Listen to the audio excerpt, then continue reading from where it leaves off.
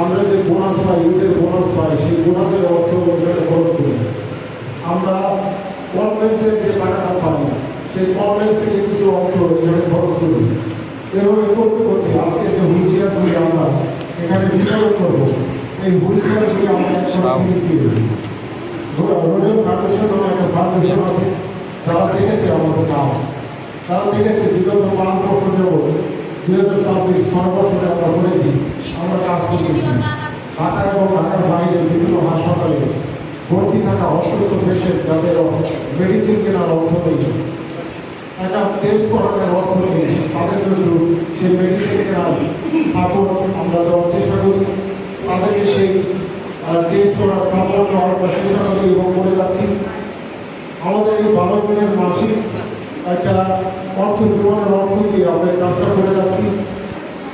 বিশ্বাস করবেন না যে কতটা পরিশ্রম আমরা করি। আমরা সবাই, কেউ পিওন, কেউ ড্রাইভার, কেউ একজন কি বলে কুরিয়ার সার্ভিসে চাকরি করে, সবাই যে ছোট ছোট কাজ করে আমরা এই কাজগুলি করতেছি। আমাদের মধ্যে অনেক বড় অঙ্কের স্যালারি পায় এবং কেউ নেই, সবাই অল্প অল্প ব্যবসায়ী করে সেই কাজগুলি আমরা করে যাচ্ছি।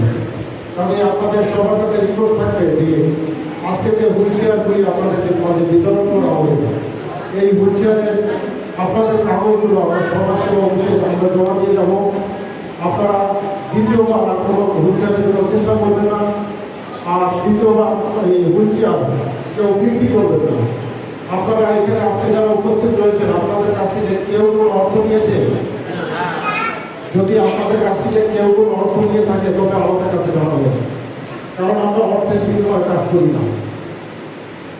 আমি ছাত্রের উদ্দেশ্যে বলতে চাই যে আজকে যে হুইল চেয়ারগুলি আমরা পেয়েছি, সেই হুইল চেয়ারগুলি রোডের ফাউন্ডেশন নামে একটি ফাউন্ডেশন, যে ফাউন্ডেশন আমাদের কাজ থেকে তারা অত্যন্ত খুশি হয়েছে। তারা আমাদেরকে 19টি চেয়ার দিয়েছে যেন আমরা প্রতিবন্ধীদের মাঝে বিতরণ করি। এখন আমি যদি বলি যে 19টা চেয়ার আমাদের হসপিটাল ব্যাংকের এই অর্থ দিয়ে আমরা পরে করেছি, তাহলে কি পাপ হবে? এই পাপের কাজ আমরা করতে চাই না। কারণ আমরা যতটুকু পারি যেন সবভাবে সঠিকভাবে সেই কাজ করতে পারি। আজকে যদি আমরা বলতাম যে এই চেয়ারগুলি আমরা নিজেদের অর্থ দিয়ে কিনে এনেছি, তাহলে ঈশ্বর আমাদের কোনো সন্তুষ্ট থাকবেন না, আমরা নিজেরা অন্তরে শান্তি পেলাম না। কাজে এই রোডের ফাউন্ডেশনের জন্য আপনারা ধন্যবাদ দেবেন। রোডের ফাউন্ডেশনের জন্য যারা গভীরস্থল থেকে আপনারা প্রার্থনা করবেন, দোয়া করবেন এবং আমাদের হসপিটাল জন্য